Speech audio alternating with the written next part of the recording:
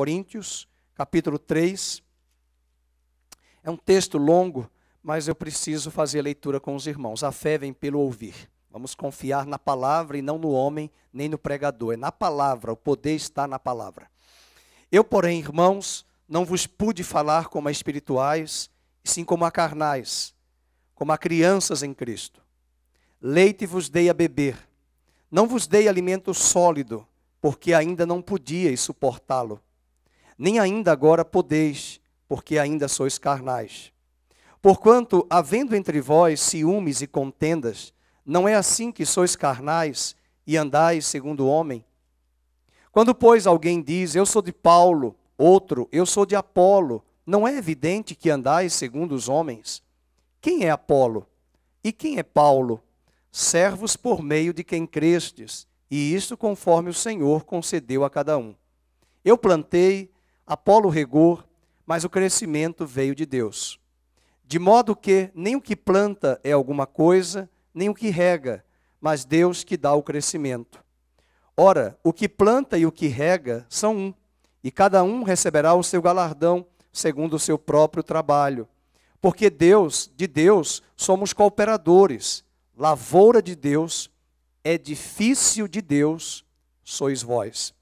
Segundo a graça de Deus que me foi dada, lancei o fundamento como prudente construtor, e outro edifica sobre ele. Porém, cada um veja como edifica. Porque ninguém pode lançar outro fundamento, além do que foi posto, o qual é Jesus Cristo. Contudo, se o que alguém edifica sobre o fundamento é ouro, prata, pedras preciosas, madeira, feno, palha, manifesta se tornará a obra de cada um, pois o dia a demonstrará, porque está sendo revelada pelo fogo, e qual seja a obra de cada um, o próprio fogo o provará. Se permanecer a obra de alguém que sobre o fundamento edificou, esse receberá galardão. Se a obra de alguém se queimar, sofrerá ele dano, mas esse mesmo será salvo, todavia como que através do fogo. Não sabeis que sois santuário de Deus e que o Espírito de Deus habita em vós? Se alguém destruir o santuário de Deus, Deus o destruirá, porque o santuário de Deus que sois vós é sagrado. Ninguém se engane a si mesmo. Se alguém dentre vós se tem por sábio neste século, faça-se estulto para se tornar sábio, porque a sabedoria deste mundo é loucura diante de Deus. Porquanto está escrito, ele apanha os sábios na própria sabedoria, astúcia deles. E outra vez, o Senhor conhece os pensamentos dos sábios, que são pensamentos vãos.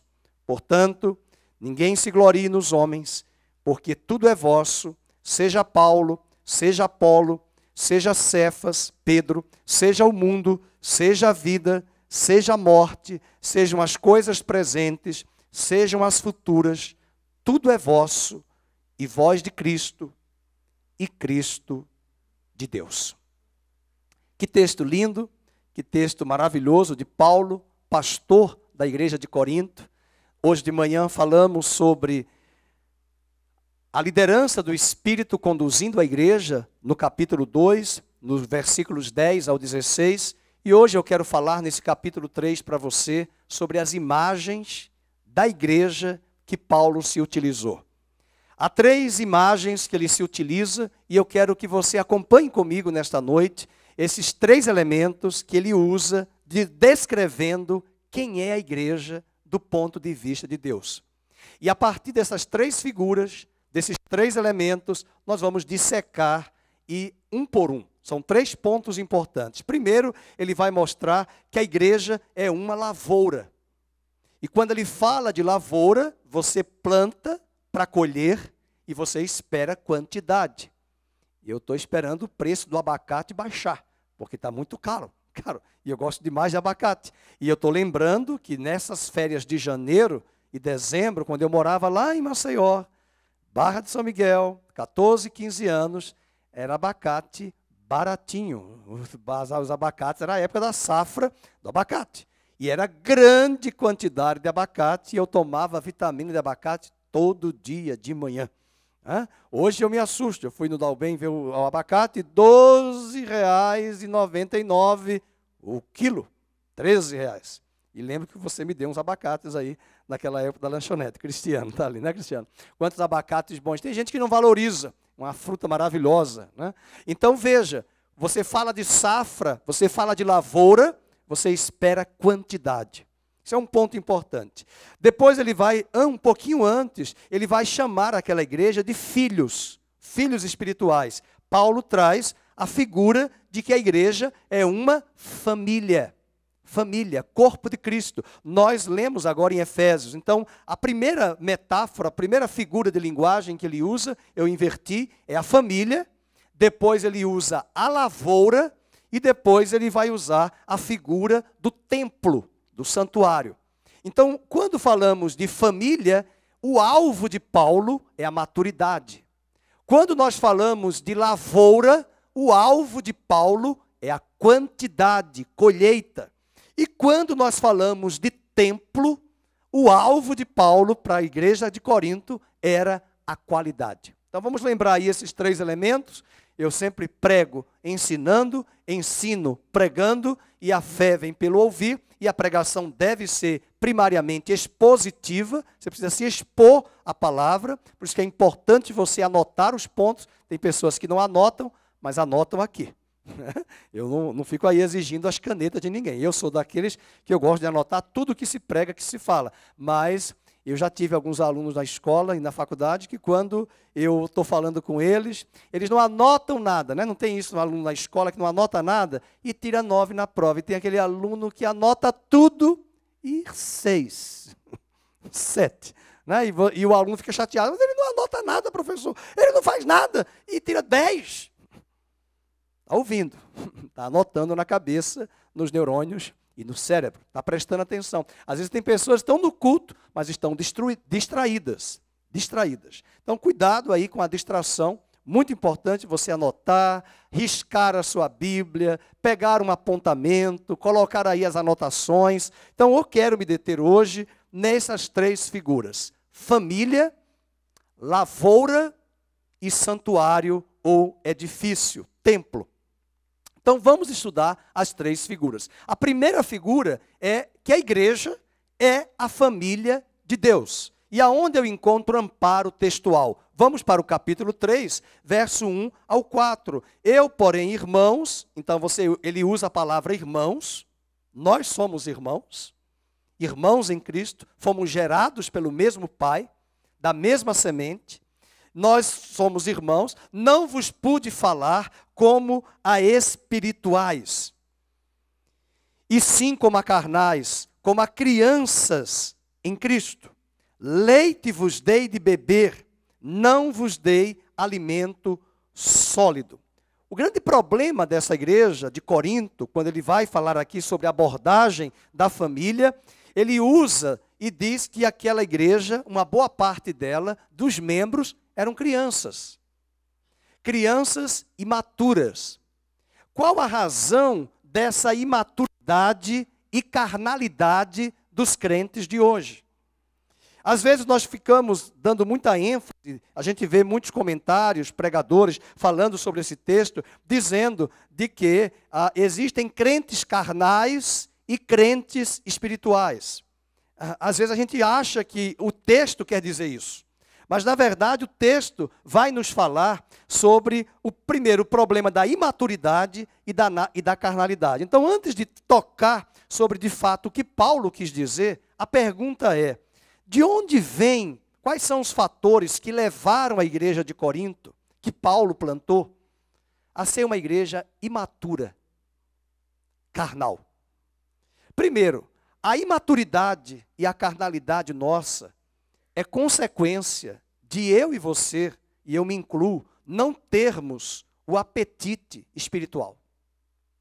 Tem muitas pessoas que estão na igreja, e aqui eu não estou falando da igreja aqui, eu estou falando no todo, no geral, nas igrejas locais. Muitas pessoas nas igrejas, elas não têm apetite espiritual. As pessoas não têm fome da palavra de Deus. Elas não têm fome de ler a palavra. Eu tenho clamado a Deus para que Deus traga um avivamento na igreja brasileira e gere nas pessoas uma fome da Bíblia. A conversão nossa vai nos levar a este livro é um manual. É a palavra de Deus que é o nosso manual. Quantos de nós já tivemos prejuízos financeiros, materiais, com algum objeto que nós compramos, um celular, uma televisão, e nós não lemos o manual? E nos arrebentamos.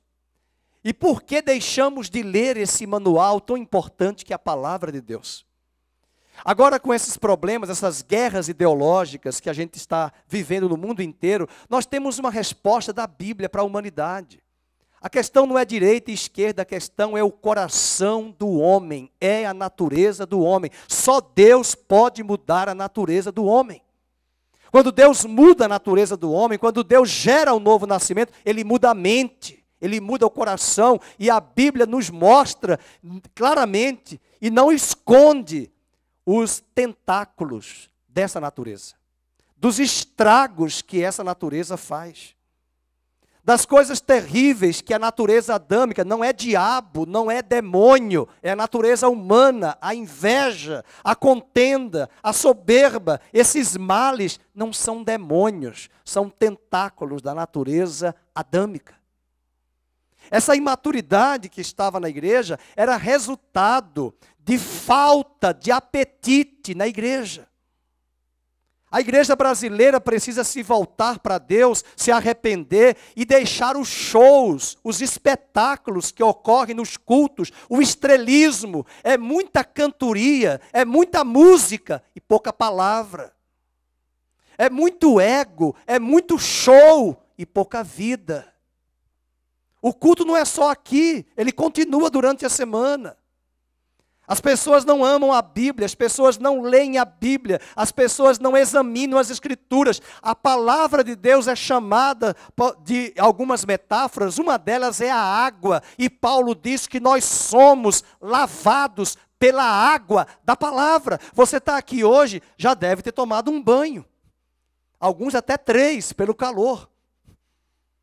E por que nós não vamos nos lavar diariamente na palavra? Como é que lava? Lava a mente lendo a palavra, ou no final do dia, à noite, ou no início da manhã, porque quando Pedro quando Jesus foi lavar os pés dos discípulos, ele disse, não, me dá um banho. Ele disse, não, quem já se banhou só precisa se lavar.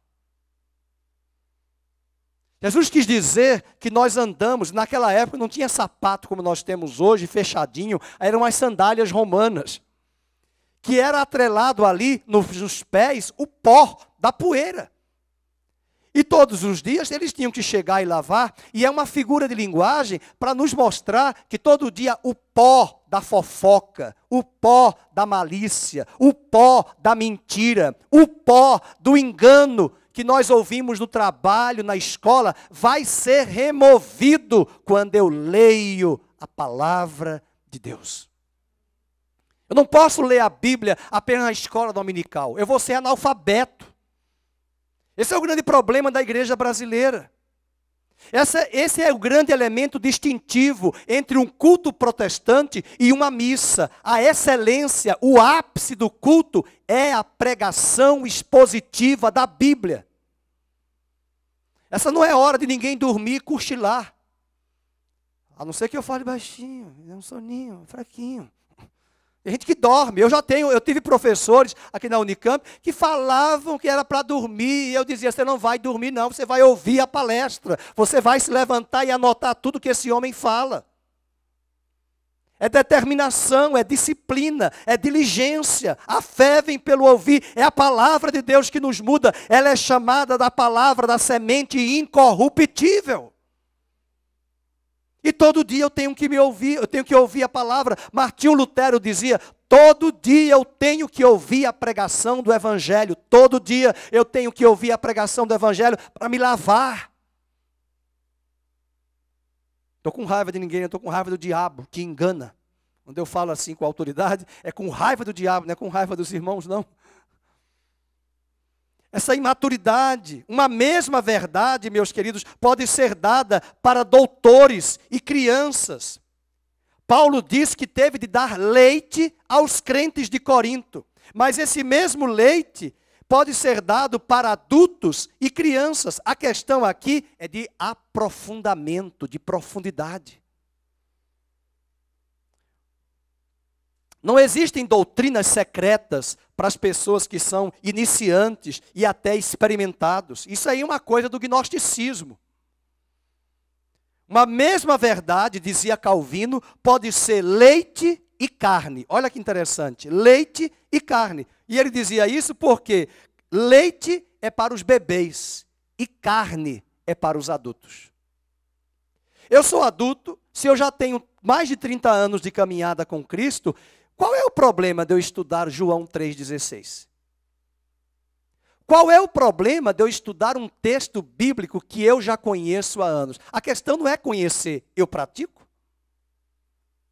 A questão é entender, esse texto que eu já conheço, já domino, já tenho uma compreensão ampla, eu estou vivendo na fé desse texto, na palavra desse texto. Então eu posso ser doutor, mas continuar me comportando como criança, imaturo, carnal. Então crianças e doutores e adultos podem ouvir a mesma coisa. E quantas pessoas, doutores aí, se convertem a Cristo e frequentam a escola bíblica? E estudam a Bíblia e começam do zero. Eu conheço pessoas gabaritadas aqui em Campinas, e algumas delas, por amizade, eu vou fazendo aliança, eu entrego uma Bíblia de presente. Sabe o que elas dizem? Fernando, eu não sei ler a Bíblia, como é que eu começo? Eu digo, vamos começar. Elas não entendem, mas elas estão sedentas, e eu preciso ter essa paciência. Eu não posso chegar ali falando de grandes doutrinas, mas em algum momento elas vão saber. O que acontecia na igreja de Corinto era que havia passado muito tempo, e os crentes ainda estavam nos rudimentos da fé, nas coisas rudimentares, na água com açúcar, no leitinho.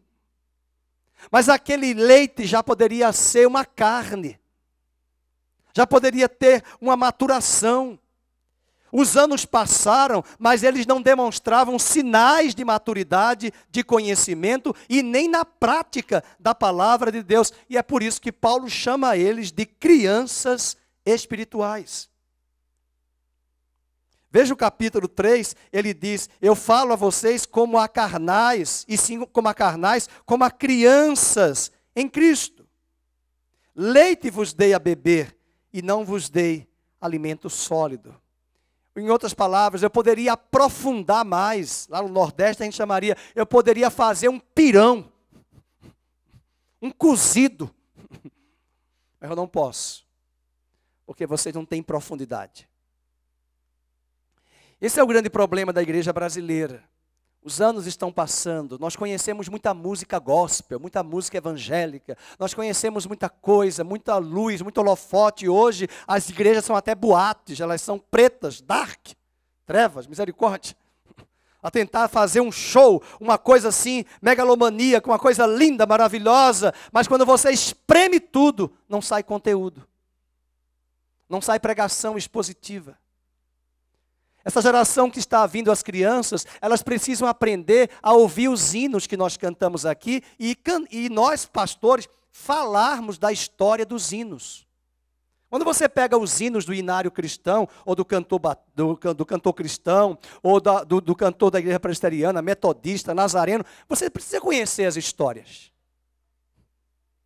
Ontem eu estava cantando de madrugada, enquanto eu preparava os meus sermões aqui, eu estava ouvindo os hinos do cantor cristão em inglês, que são as letras antigas, que algumas delas foram traduzidas literalmente para o português. E lembrei da minha sogra, que cantava, a gente cantou até um hino, qual foi o hino que eu cantei ontem demais, que eu digo, era quase meia-noite, não parava de cantar. Firme em Cristo, né? Mas eu estava olhando a versão em inglês com a versão em português, quase igual, né? Quase igual, depois eu lembro aí qual é a música. É um hino maravilhoso, e às vezes meu sogro dizia que tinha algumas letras, a pessoa repete tanto o nome Jesus que cansa.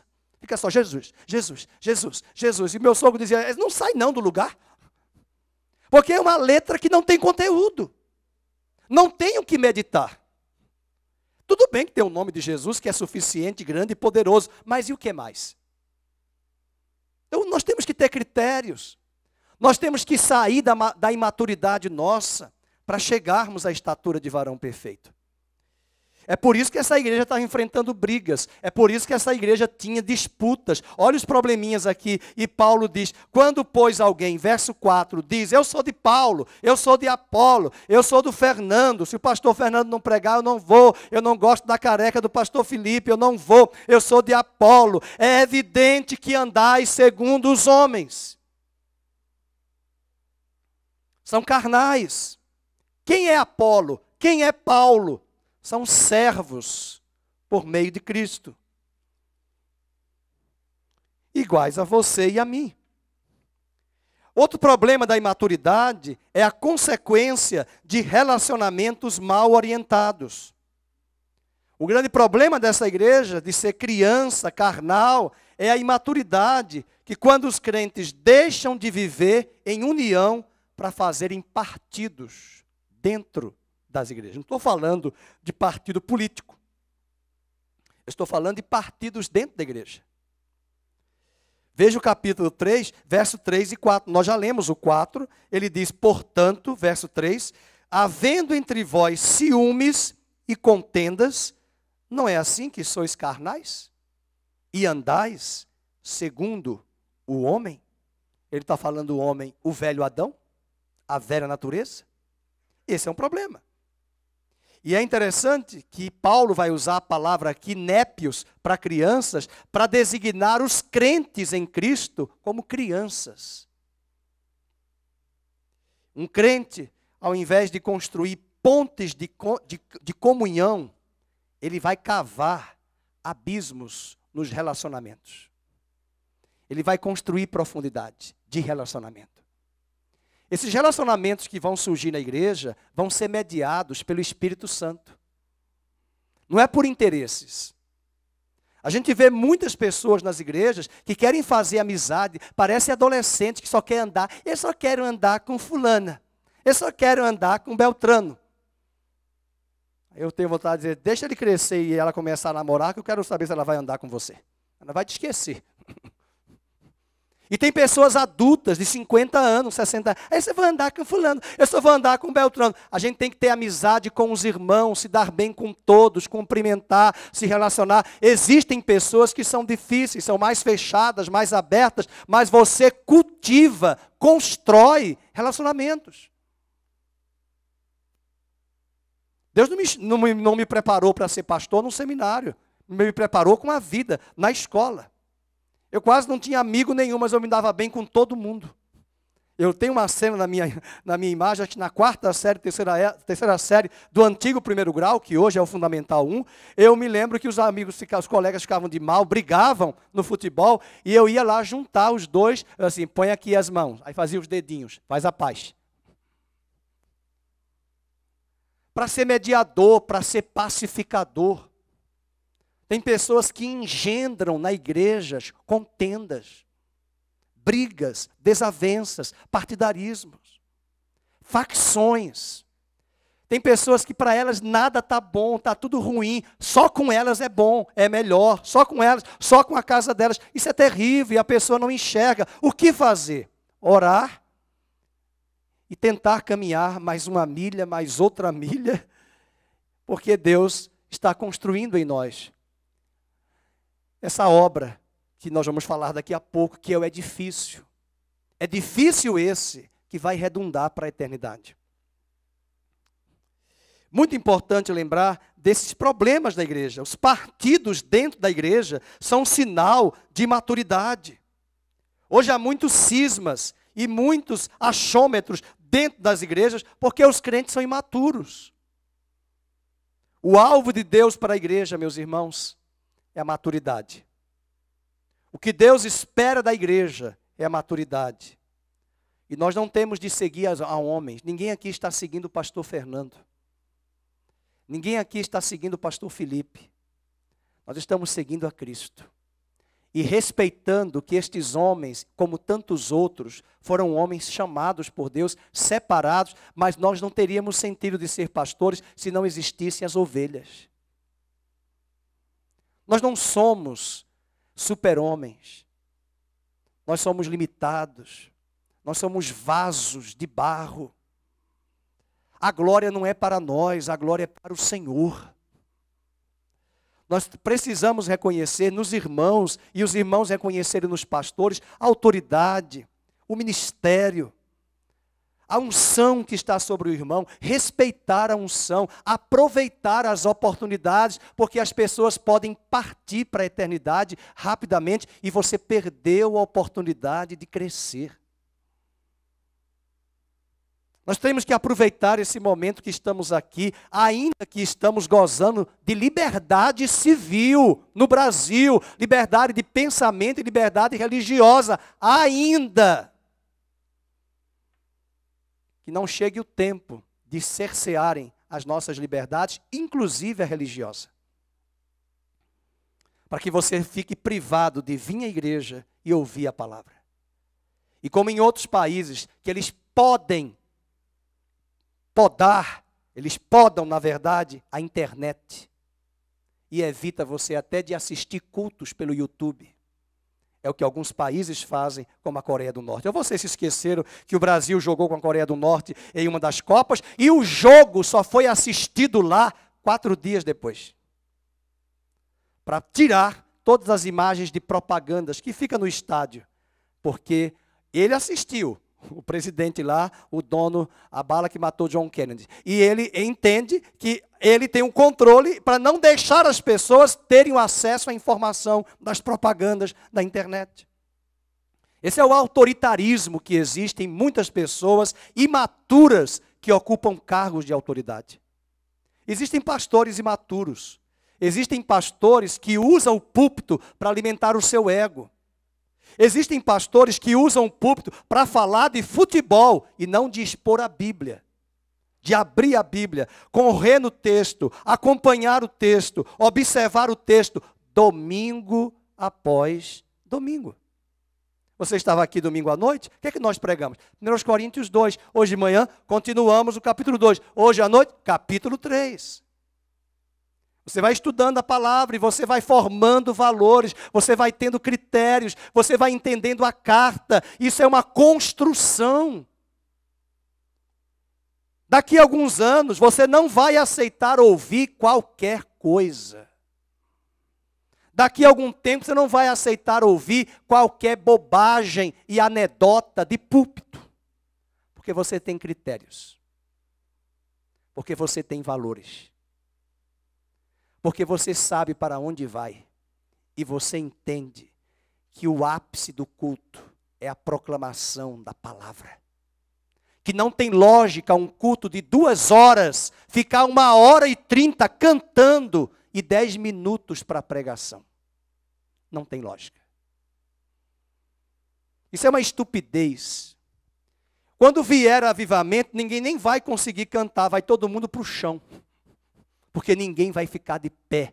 Tamanha é a glória do Senhor. Eu já vi avivamentos que eu tinha que passar lá na Adonep, no Rio, pulando os corpos. Não eram de cadáveres, não. Era de irmãos que foram para o chão. Que não conseguiam ficar de pé. Que nem almoçaram, nem lancharam e ficaram das 8 às 4 da tarde chorando no chão. E quem jogou no chão? Poder de Deus. Para quebrantar. Quando vier o avivamento, ninguém vai conseguir ficar de pé, não. Então não vai ter muito instrumento, nem isso para cantar e para tocar. Vai ser a presença de Deus em nós. E a palavra de Deus está vindo hoje para preparar eu e você, para que quando a presença dele chegar, não sejamos fulminados. Está pensando que o dia do Senhor está vindo e o dia do Senhor é para o ímpio? O dia do Senhor começa primeiro para os dele. E Malaquias diz, por que vocês estão querendo o dia do Senhor? Ai daquele que clama, porque quando ele vier, ele virá como fogo refinador. O fogo que liquefaz o ouro e a prata e derrete o ouro e tira toda a sujeira impregnada no ouro e na prata. Nós não precisamos passar por tudo isso. Essa igreja podia crescer, foi Paulo que plantou. Essa igreja tinha todos os dons. Capítulo 1, ele disse no versículo 10, de maneira que nenhum dom vos falta. Vocês têm os dons, você tem os ministérios, os serviços, mas vocês são imaturos.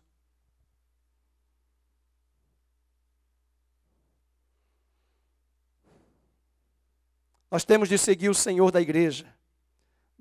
Não podemos colocar nenhum líder da igreja num pedestal. Nós não temos de promover o culto à personalidade, porque o centro do culto é Cristo. É Ele que deve ser adorado, celebrado e honrado. E nós precisamos ouvir os pregadores, prestar atenção nas pregações, e ver se os pregadores estão chamando a atenção do povo para o livro. Cuidado com muitos testemunhos. Tem pessoas que só gostam de culto com testemunho, testemunho, testemunho. O testemunho também precisa glorificar a Cristo. Eu gosto de ouvir testemunho, mas depende do testemunho. A segunda metáfora, a segunda figura que Paulo utiliza aqui é a igreja como lavoura. Ele já falou da igreja carnal, da igreja como família, e nós sabemos que até na nossa família nós temos problemas, também na igreja. Sempre tem um problema ali na família, um irmão, um parente, não é isso? Ou é só a sua que é perfeita?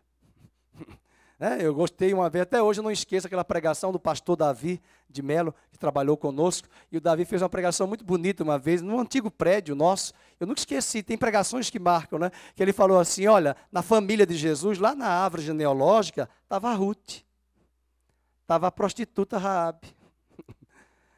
Estavam lá as pessoas que os judeus não gostam de ver essas mulheres na árvore genealógica de Jesus. E que a gente gosta de empurrar para debaixo do tapete a poeira e a sujeira para ninguém ver. Mas estava lá na árvore genealógica. Já começa a genealogia de Jesus com Raabe, com Ruth. Pagã, prostituta de Jericó. É um problema na família. E também alguns que estão ali naquela lista de reis, não foram esses reis maravilhosos, alguns foram problemáticos. Está na família de Jesus. Então toda igreja nós vamos ter problemas. Mas depende de qual o problema. Porque se o problema for engano, for heresia, sai fora. Não dá para ficar numa igreja onde o púlpito só tem engano, manipulação. Agora, se for relacionamentos, Deus utiliza pessoas também para tratar conosco. Essa é a beleza do casamento.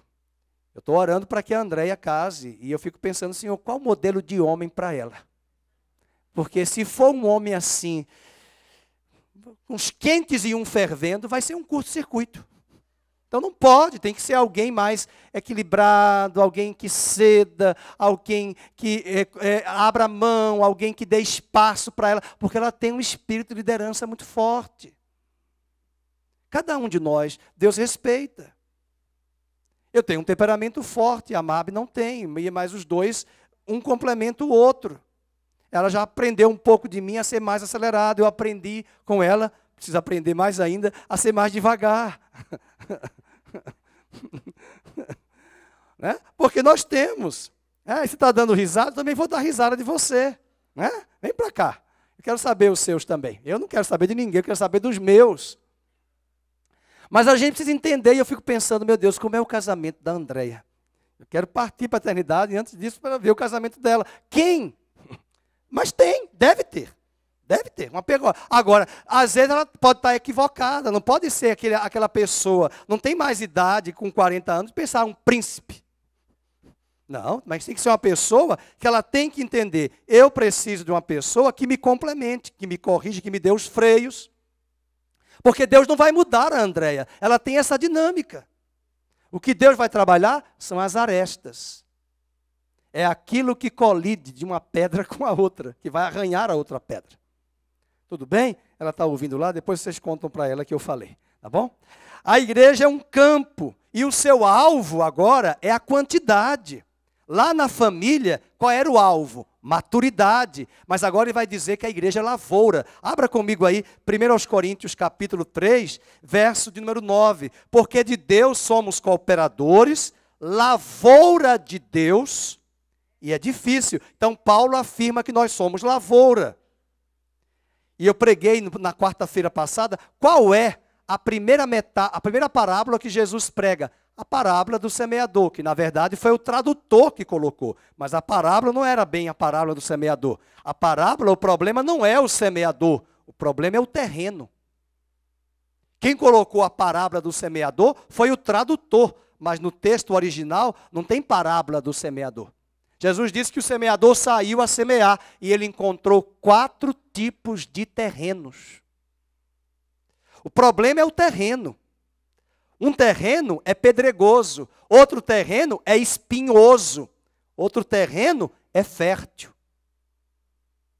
E esse é o problema da igreja de Corinto e é o problema de muitas igrejas. Como é que está a lavoura do nosso coração? Cheia de ervas daninhas.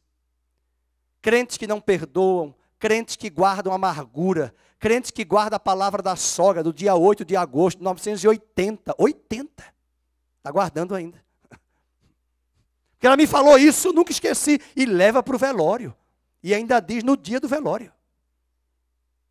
Eu perdoo minha sogra. Eu perdoo meu cunhado. Depois que ele morreu. E crentes que guardam amargura. Pessoas que ficam armadas, indiferentes. Meus irmãos, isso dá até problema nas empresas. As empresas não querem pessoas assim, não, pelo amor de Deus. Não adianta ser nerd, tem alunos que é 10, 10, 10 nas provas, na escola do ensino médio, mas é 0, 0, 0 de relacionamentos em grupo nas empresas. Porque não sabem se sociabilizar. Deus não nos chamou para sermos uma ilha. Era só na década de 80 com a música Sonífera Ilha. A ilha, não, ninguém é uma ilha, nós precisamos uns dos outros. Ele esvazia a controvérsia nesse capítulo sobre o culto à personalidade. E em segundo lugar, Paulo ensina sobre a diversidade de ministérios. Veja no capítulo 3, verso 6, o que ele diz. Eu plantei. Ele está dizendo que algumas pessoas vão plantar, outros vão regar, mas o crescimento vem de Deus. De modo que nem o que planta é alguma coisa, nem o que rega, mas é Deus que dá o crescimento. Quem foi que foi lá batizar Paulo? Ananias. Alguém sabe dizer se Ananias era pastor? A Bíblia não diz, era um certo discípulo. Ele que foi lá discipular Paulo, ele que foi lá batizar Paulo, e depois chega Barnabé para acompanhar Paulo. Quando você lê a carta aos Romanos, é uma das cartas que eu acho fantásticas. Dá uma lida no capítulo 16. Ele mandou mensagem, sabe para quantas pessoas?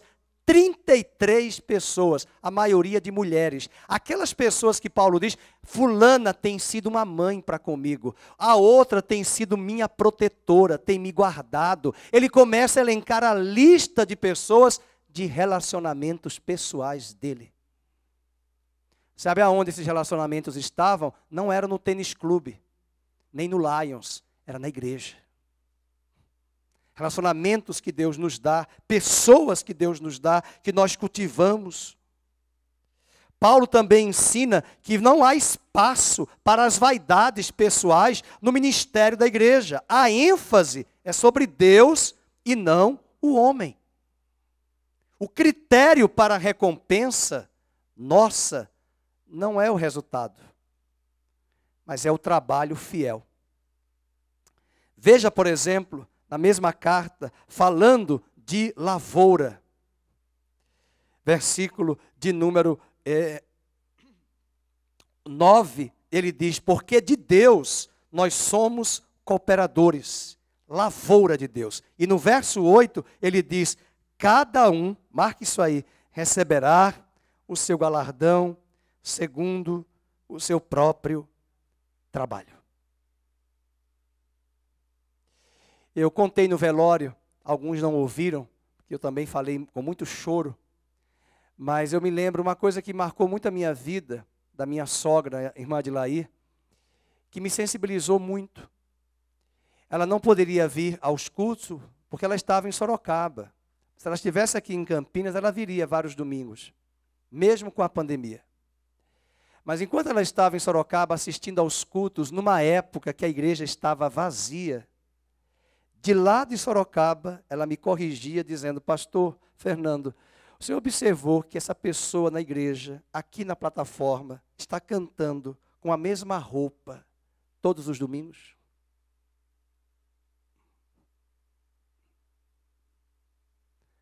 Compre uma calça, compre camisa e entregue a essa pessoa. A sensibilidade de enxergar pela TV, pela internet, a necessidade do outro. De lá em Olinda, em Recife, ver na igreja o sapato furado do irmão quando ele se ajoelhava e ela mesma, sem pedir, já mandava o sapato e entregava o sapato. Isso é ministério. Às vezes nós só damos honra ao ministério da pregação, do que prega bem, do que canta, mas nós esquecemos que essas pessoas são imprescindíveis para a igreja de Cristo. No livro de Atos dos Apóstolos, eu falei isso no velório, uma mulher que me encanta é Dorcas, costureira. Ela morreu, mandaram chamar Pedro para orar por ela, para ressuscitar. Deus, por misericórdia, ressuscitou Dorcas. E aquela mulher, o que ela fazia? Ela costurava as roupas para as viúvas. Lembre-se que viúvas naquela época, até o século XVIII, não tinham pensão, nem INSS. Aquela mulher era um esteio e suporte para as viúvas da igreja de Atos dos Apóstolos. Ela não era pregadora, mas Lucas, o evangelista que escreveu Atos, está mostrando esse protagonismo de pessoas que não vinham à plataforma, mas trabalhavam nos bastidores, mostrando a beleza do corpo de Cristo. As mulheres choraram, estavam chorando junto ao cadáver, porque Dorcas havia morrido. Às vezes nós não estamos compreendendo, queridos, a nossa função, a nossa missão no corpo de Cristo, a necessidade do nosso irmão. Paulo chega a dizer em outra carta que nós devemos considerar o nosso irmão superior a nós.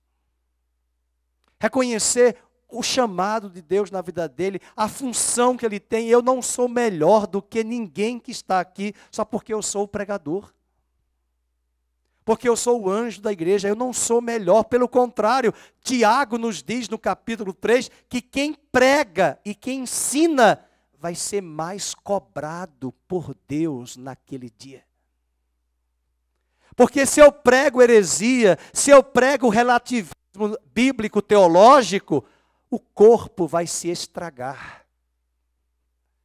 E eu serei cobrado, penalizado por Deus. Meu galardão será fraco, pobre. É nesse capítulo que ele diz, é por isso que alguns serão madeira, feno e palha. Passou na eternidade com a nota 5,9, arredondada para 6. E tem outros que vão passar com 10. Porque a questão não é se pregou bem, qual é a motivação? Lembram que José, Barnabé, que eu gosto tanto daquela música, era seu nome Barnabé, natural de Chipre, também chamado de José das Consolações, homem bom e piedoso, cheio de temor e fé, homem de Deus. Mas só que teve tentativa de clonagem, alguém quis copiar a atitude de Barnabé. Quem são eles? Ananias e Safira. A Bíblia diz que eles viram que a igreja primitiva honrou Barnabé e eles queriam a honra para eles. O que aconteceu? Foram mortos no altar, no culto. Porque eles tentaram dar uma oferta para a igreja, mas que não era do coração. Era com a intenção de receber um status quo que eles viram do que foi conferido, dado a Barnabé. Acontece que esse era o ministério de Barnabé. Não adianta querer o ministério do irmão se eu não tenho esse caráter. Eu costumo dizer que Deus, a função, até numa empresa, não é você que foi feito para aquele cargo. O cargo chama aquela pessoa. As pessoas estão equivocadas, elas estão atrás daquele cargo, mas na verdade é o cargo que chama aquela pessoa. E o líder tem que ter esse discernimento de que aquela pessoa, inclusive numa empresa, tem o expertise, o que eles chamam de skills, as competências. E as competências não são apenas técnicas. E quanto mais na igreja, a competência não é só técnica, pelo contrário, principalmente é o caráter de Cristo. Portanto, a ênfase, e o versículo 8 diz: cada um receberá o seu galardão. O critério para a nossa recompensa não é o resultado, mas é o trabalho fiel. Mateus 25, Jesus disse: foste fiel no pouco, entra no gozo do teu Senhor, no muito eu te colocarei, porque foste fiel. Não é nada, não é nada. O James não estava aqui hoje. Eu senti falta da guitarra. Não é nada, não é nada. Nós tivemos um domingo sem nenhum instrumento. Os irmãos viram. Foi quase a capela, só com a Fernanda no teclado, porque muita gente adoeceu. Faz diferença. Espero que alguém não tenha dito assim: ai, foi tão bom porque eu não gosto de barulho. Mas no céu vai ter barulho. Prepare-se. Muito som. Não barulho estridente que incomoda os ouvidos. Mas vai ter louvor. Geralmente quem reclama assim, não reclama quando vai para casamento, que a gente nem consegue conversar. Tem casamento que eu vou, eu não sou o dono da festa, eu digo: por favor, baixa o som, porque a gente não consegue falar. Sai rouco. Tanto gritar, porque não consegue falar, porque as músicas bem elevadas, o som, a gente não consegue conversar na festa. Mas às vezes nós não damos a honra, não reconhecemos o ministério. Vamos para a terceira figura e última. A igreja é o santuário da habitação de Deus. O versículo 9, a parte B, ele fala isso: vós sois edifício. Hoje de manhã na escola bíblica nós estudamos o templo de Salomão, coisa tremenda. Como foi feito o templo? Como foi construído o templo? E o templo de Salomão, sabe quem foi que ajudou? Irão, rei de Tiro, uma nação pagã. O Líbano enviou pedras, cedros e trabalhadores, mão de obra de outras nações. Era Deus já mostrando que o templo de Cristo teria judeus e gentios de todas as nações da terra. Isso é lindo. O edifício de Deus, a igreja que está aqui hoje representada, dos irmãos que estão em casa. Agora Paulo vai sair da figura agrícola, da metáfora agrícola, e ele vai para a metáfora arquitetônica. Paulo vai usar a metáfora do edifício. E você pode ler depois em casa Efésios 2, 19 a 22. Efésios 2, 19 a 22, Paulo nos diz que nós somos o templo, nós somos as pedras vivas. Olha aqui em Efésios: já não sois estrangeiros, já não sois peregrinos, mas sois concidadãos dos santos e sois da família de Deus. É a mesma metáfora. E agora ele já vai para o edifício. Edificados sobre o fundamento dos apóstolos e profetas, sendo ele mesmo, Cristo Jesus, não é o pastor Fernando, Cristo Jesus, pedra angular. 21, continue, 21. No qual todo edifício bem ajustado cresce para o santuário dedicado ao Senhor. E o 22. No qual também vós juntamente estáis sendo edificados para a habitação de Deus no Espírito. Ou seja, ele reconhece aquilo que eu preguei de manhã: o Espírito está edificando uma obra aqui dentro de mim e dentro de você. E esse desafio dessa metáfora arquitetônica, desse edifício, aqui reside a importância da qualidade. O templo de Salomão era um templo belíssimo. Eu nunca estive no templo de Salomão de São Paulo, da Universal, tenho vontade de conhecer para contemplar a arquitetura. Mas O templo de Salomão de Jerusalém foi uma coisa extraordinária. Dizem que a parede do Muro das Lamentações que nós temos lá em Jerusalém hoje foi o que sobrou do templo de Salomão. Mas Babilônia destruiu o templo em 586 a.C. E depois Esdras, no capítulo 3, lá por volta do ano 500 e pouco, começou a reconstrução do templo. E Herodes, o Grande, vai ampliar o templo e cobrir de ouro. Templo belíssimo. Foi por isso que até os discípulos disseram: Senhor, e esse templo? Jesus disse: não vai ficar pedra sobre pedra. Porque eu vou destruir esse templo e eu vou levantar um outro templo depois de 3 dias. Eles ficaram loucos. E ainda replicaram: mas Herodes levou 46 anos para fazer a reforma desse templo. Mas João diz: ele estava se referindo ao santuário do seu corpo. E eu vou parafrasear: e o santuário do seu corpo é a igreja de Cristo na terra. E todos que estão aqui são pedras vivas de Deus. Aleluia. Mas o grande problema quando nós falamos de qualidade, quando nós falamos de edifício, e tem pastores que gostam de mega construções, tudo é grande. Nós temos as igrejas pentecostais, neopentecostais, que gostam de tudo, até no nome é grande: universal, internacional, mundial. Nunca é local, nunca é regional, é international. Nada contra. Tudo é muito grande, tudo tem que ser muito grande, tudo muito belo. E eu não tenho crítica, sabe por quê? Porque é gostoso de visitar as catedrais da Idade Média. É gostoso de visitar, eu sei que tem algumas catedrais na Europa que é um verdadeiro cemitério. A Catedral de Notre Dame, as pessoas dizem: vamos ver o belo. Só tem que olhar para cima, porque se olhar para baixo, foram os papas que mais mataram protestantes que foram sepultados ali. É um horror. O belo está no arquétipo de chamar a atenção dos que visitam a catedral da Idade Média, porque lembre-se, as pessoas eram analfabetas. Como é que eu vou falar de Deus para pessoas analfabetas? Pela arte. Então, as catedrais, quem foi católico romano como eu fui, vai lembrar que você vai ter toda a estrutura na paróquia, nas principais paróquias das cidades, a via sacra de todo o julgamento de Jesus até a ressurreição.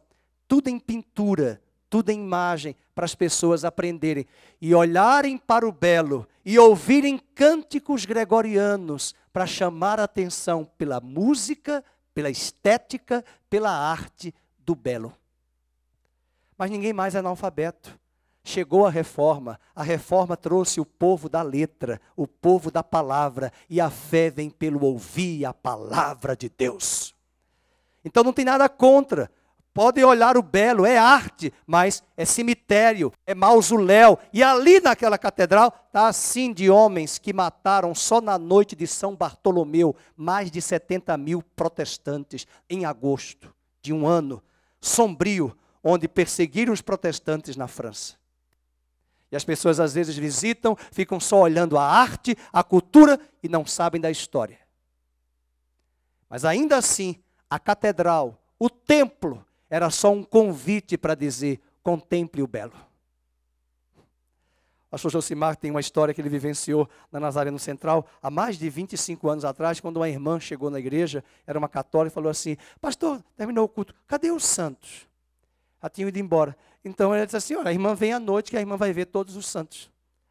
Aí ela veio, ela esperava ver todos os santos, as imagens. No meio do culto: pastor, cadê os santos? Estão todos aqui, ó. Os santos estão todos aqui. Ela queria ver os santos, mas ela não sabia que os santos somos nós. É só ler as cartas. Paulo disse: aos santos que estão em Éfeso, aos santos que vivem em Corinto. Estes são os santos. Agora vamos buscar aqui os extremos que existem na igreja. Primeiro é a numerolatria. São igrejas bêbadas pelo sucesso, igrejas bêbadas pelos resultados. Elas querem resultados a qualquer preço, oferecem um evangelho sem exigência e a riqueza do evangelho é sonegada e substituída pelo mercado da fé. E sabe o que é o problema de certas dessas igrejas? É que elas gostam de espetáculo. Sabe por que as crianças, adolescentes e jovens, eles gostam de igrejas lotadas? Porque eles gostam do show. Sabe por que hoje a forte ênfase é pintar de preto, colocar jogos de luzes, né? Eu entrei numa igreja em Brasília, maravilhosa.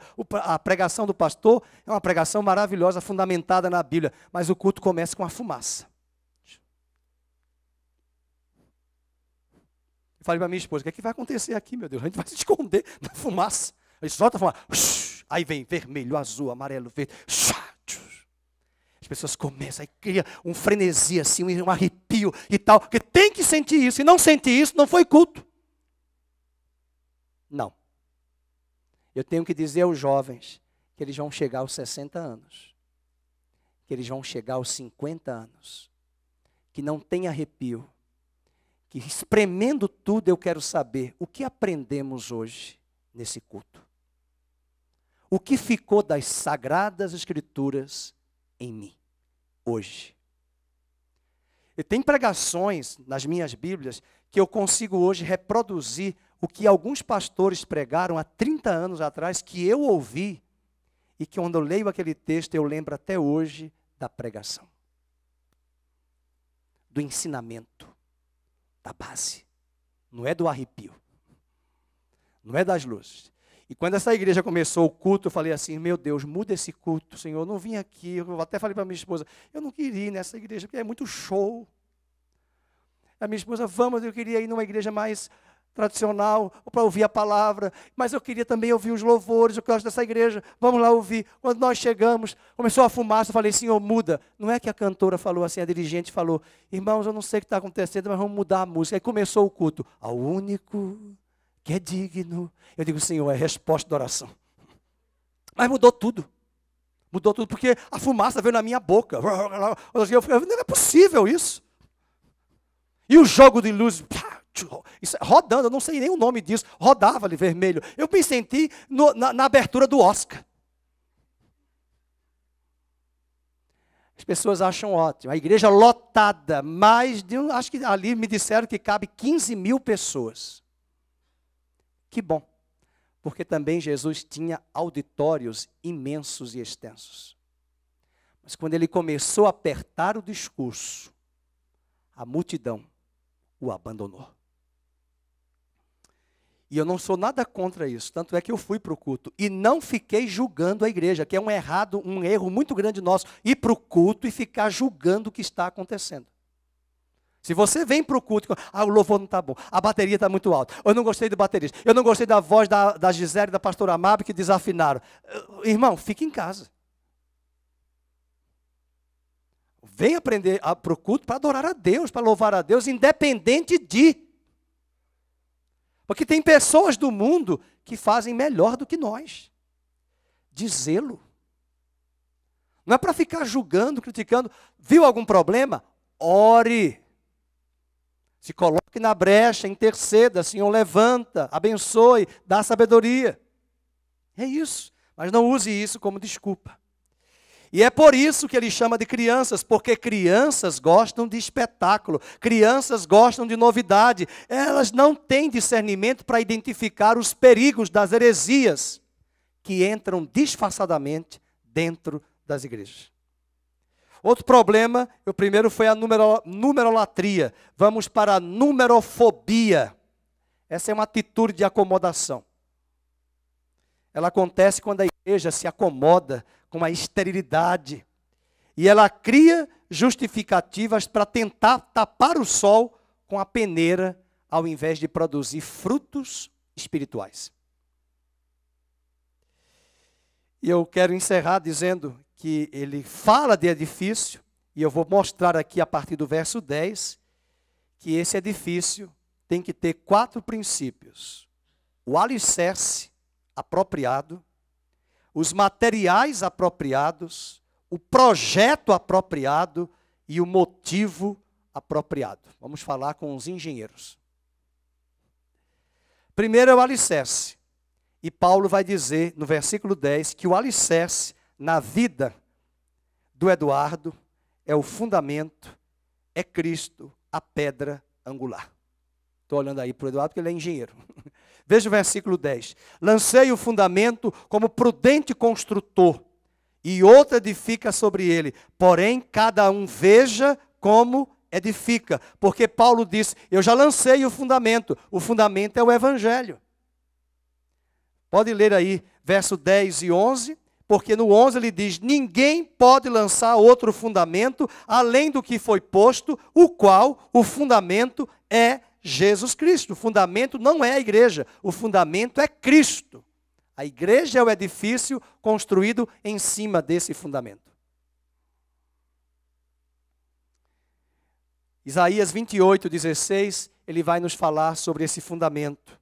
Pode colocar aí, Atos 4:11, ele vai dizer que Cristo é a pedra angular. Portanto, assim diz o Senhor Deus, eis que eu assentei em Sião uma pedra, pedra já provada, pedra preciosa, angular, solidamente assentada, e aquele que crê nessa pedra não foge. Aleluia. Eu falei do fundamento, mas vamos ver o material certo para construir o fundamento, para construir o edifício. Está aqui o Cristiano, que é empreiteiro, que trabalha com construção. Ele vai demonstrar aqui as pedras que vão ser usadas no edifício. E ele diz agora no verso 12, contudo, se o que alguém edifica sobre o fundamento, marque aí, é ouro, é prata, é pedras preciosas, madeira, feno e palha. Então ele usa 3 elementos importantes, que são ouro, prata e pedra. Sabe o que Paulo está dizendo? Que esses materiais, eles são permanentes, belos, valiosos e difícil de ser obtido. Madeira, feno e palha. Que material é esse? É um material barato, temporário. Lembrei da história dos 3 porquinhos. Temporário, barato, fácil de obter. E esse material está falando para nós das doutrinas e das verdades bíblicas que a igreja está fundamentada. Tem um movimento aqui no Brasil, uma igreja que não é igreja, que nós podemos dizer até de púlpito, porque tem que dar nome aos bois, porque eles não creem na pessoa de Cristo como Deus e nem do Espírito. São os testemunhas de Jeová. Eles vão lá até com um princípio bíblico, 2 em 2 na sua casa. Agora eles estão fazendo cartinhas à mão e colocando na sua caixa postal. Eu fui mandar consertar uma bolsa da minha esposa, cheguei lá, quando eu olhei ali, um monte de carta, eu falei, mas que carta é? Pegue uma. Aí eu li, DJ. Eu disse, eu tenho vontade de dizer, eu tive vontade de pegar umas 10. Eu disse, 10 comigo na minha mão, são 10 que não vão para a casa de ninguém. Mas eu não pude pegar. A igreja, Testemunho de Jeová, nasceu nos Estados Unidos. E qual é o grande problema? A heresia, o engano. E o que acontece ali? Muitas pessoas aceitam, recebem em casa, quando João diz lá na sua cartinha, aquele que traz esta doutrina, olha o que João disse, não recebais em casa e nem o saudeis. Quem, João? Aquele que nega o filho e diz que o filho não é a mesma pessoa do pai. João diz, não receba em sua casa e nem o saudeis. Uma vez, há muitos anos, eu recebi um testemunho de Jeová na minha casa, eu era solteiro, morava em Maceió, chegou, disse, que privilégio receber um judeu na minha casa. Qual é a sua tribo? Azer, Benjamim, Naftali, Judá, Gade? Não, eu não estou entendendo. Eu digo, não, você não é israelita, testemunha de Jeová? Está lá em Isaías 41, 43. Vós sois as minhas testemunhas, diz o Senhor Jeová. Muito bem. Quem são as testemunhas de Deus na velha aliança? As 12 tribos de Israel. Qual é a sua tribo? Eu nem sei qual é a minha tribo. Eu digo, então senta aí que eu vou explicar as tribos. E mostrei as 12 tribos. Porque eu digo, eu estou contigo e não abro. Vocês são testemunhas de Jeová? Muito bem. Está lá em Isaías. É bíblico. Isaías 43. As testemunhas de Jeová. Qual a tribo? Não conheço. Problema sério. E aí se perdeu, começou a gaguejar, pegou o livrinho para buscar, porque não sabia interpretar, porque é tudo decorado, é o manual, porque não lê Bíblia, não examina a Bíblia, não estuda as Escrituras, se deixa levar por aquilo que foi domesticado na sua mente. E aí não tem base bíblica, na hora do confronto, se perde, porque não conhece as sagradas letras. E esse é um problema. E eu já vi crentes que saíram da igreja e se transformaram em testemunhas de Jeová. E nós temos que ter cuidado. Agora, pare e pense, sabe quando surgiu o testemunho de Jeová? O ministério, final do século XIX nos Estados Unidos. A doutrina já existia nos tempos do apóstolo João. Quando ele escreve a carta dele, pertinho de Apocalipse, diz: aquele que nega o filho não tem o pai, porque o pai e o filho são um só. A mesma natureza, ele é Deus, tal qual Deus Pai é Deus e Jesus também é Deus. Eles negam e João combate essa doutrina, e essa doutrina foi capitaneada por um homem chamado Ário, de onde vem o arianismo. E ele começa a trazer essa doutrina, e do século I depois de Cristo até o século XIX, 1800 anos, a doutrina ressuscita novamente. E a heresia começa a se divulgar. Então não tem nada novo. Eles trazem de novo as heresias, mas quem conhece as Sagradas Escrituras refuta o engano imediatamente. Então nós falamos do fundamento, nós falamos do material, e esse material está falando dessas doutrinas e dessa verdade. E o problema da igreja de Corinto qual era? Vamos lembrar? Filosofia pagã, doutrina secularizada, centralizada no homem, porque esse era o culto ao homem dentro da Grécia, na região da Acaia, na cidade de Corinto. Depois o engenheiro vai se preocupar em construir com um plano correto. Capítulo 3, verso 18 ao 20, ele diz: ninguém se engane a si mesmo. Se alguém dentre vós se tem por sábio neste século, faça-se astuto para se tornar sábio, porque a sabedoria deste mundo, leiam, é loucura diante de Deus, porquanto está escrito, ele apanha os sábios na própria astúcia deles. Sabe o que é que Paulo está querendo dizer? Aquilo que o mundo valoriza, o reino de Deus rejeita. O reino de Deus está em oposição invertida e de ponta cabeça.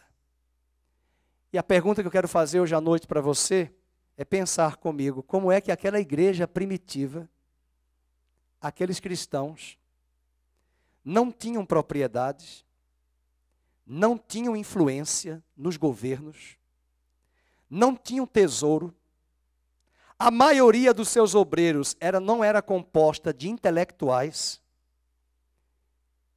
a maioria dos membros não era de celebridades, contudo, eles colocaram aquele mundo de cabeça para baixo. Hoje nós temos uma parte de tudo isso dentro das igrejas. E a vida não muda, e as pessoas não mudam, porque o falso evangelho tem sido abraçado em detrimento do verdadeiro evangelho. E o último ponto da engenharia que nós falamos, nós devemos construir com a motivação correta. E a principal motivação nossa deve ser a glória de Deus. No capítulo 3, verso 21, ele diz: portanto, ninguém se glorie nos homens. Vamos? Porque tudo é vosso. E verso 23, e vós de Cristo, e Cristo de Deus. O edifício que Deus está construindo precisa ter essas pedras preciosas: ouro, prata e pedras. Isso mostra que todas essas coisas que nós fazemos na igreja na terra repercutem na eternidade. São as motivações. E o engenheiro vai se preocupar com o fundamento, o material certo, construir o plano correto desse edifício e, principalmente, a motivação correta. Para os homens, é para dar status daquele prédio belíssimo. Para Deus, para a glória dele e para a edificação do seu reino. Vamos finalizar lembrando das 3 metáforas. A igreja é uma família, precisa de maturidade. A igreja é uma lavoura, ela precisa de quantidade, colheita, com qualidade, lógico. Mas a igreja também é um edifício. Esse edifício sou eu e você. Pedras preciosas.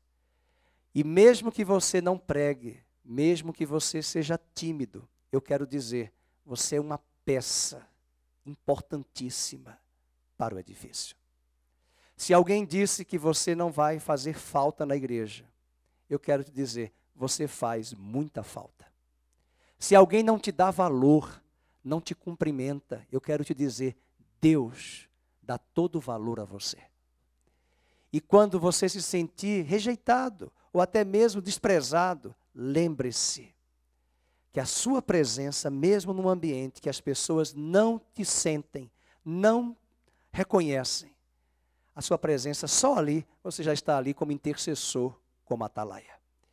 Há muitos anos atrás eu visitei uma igreja que eu queria visitar aqui em Campinas. Não vou citar o nome, por uma questão ética, pela minha admiração que eu tinha pelo pastor. Ele já morreu, mas a minha admiração fica até hoje por ele. Naquele dia eu visitei e dizia para minha esposa, vamos aproveitar que estamos de férias, vamos visitar essa igreja, que eu gosto de ouvir, porque quando eu morava em Maceió, esse pastor era uma referência na denominação. Visitei 2 domingos, ninguém nos cumprimentou, ninguém falou conosco. E no final, o meu sorriso colgate foi para cumprimentar o pastor, e ele me cumprimentou assim, boa noite.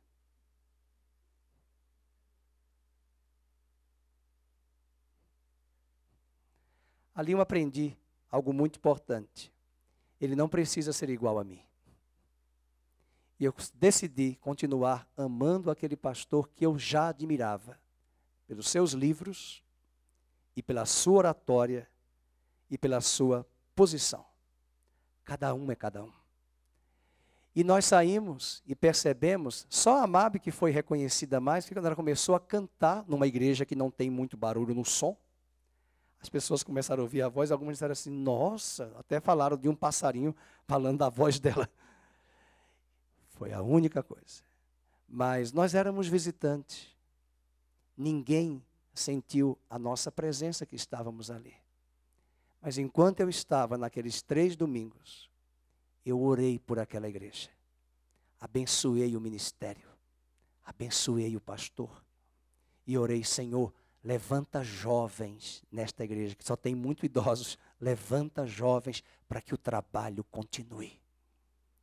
Às vezes, só estamos na igreja ali. Às vezes no culto visitando, como eu visitei. E Deus me disse, interceda, ore.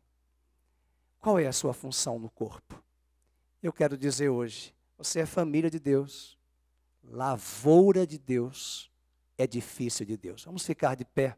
Vamos terminar esse culto cantando um só Deus, um só Senhor.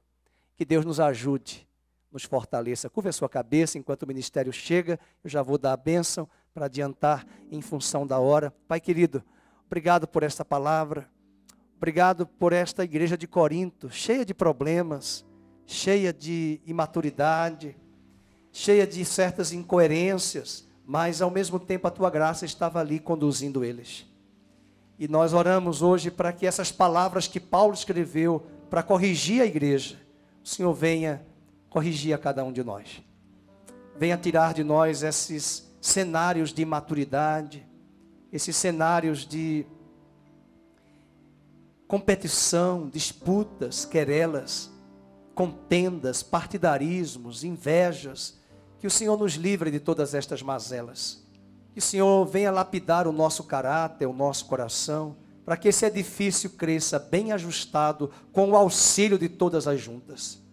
Fortalece a todos aqui presentes. Abençoe as pessoas que nos visitam hoje à noite pela primeira e segunda vez. Seja com elas.